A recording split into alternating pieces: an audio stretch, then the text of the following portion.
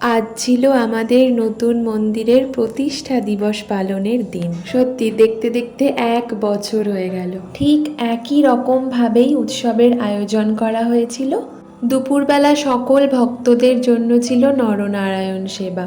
মন্দিরের পুজোর প্রথম ভিডিওটা আমি খাওয়া দাওয়া অর্থাৎ নরনারায়ণ সেবা দিয়েই শুরু করলাম।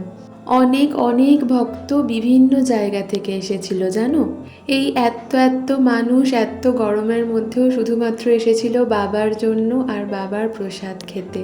বাবার ভোগ প্রসাদ হিসাবে ছিল আলু ভাজা, ভাত, ডাল, 2 রকম তরকারি। এত এত গরম ছিল আজকে, কিন্তু বাবার প্রসাদ খেয়ে সত্যি একটা মনে আরাম, একটা পরম তৃপ্তি। আমি, আমার বন্ধু আর মা 3 জনে একসাথে মিলে খেতে বসে পড়েছিলাম। সব শেষে ছিল চাটনি আর বাবার মহাপ্রসাদ পায়েস।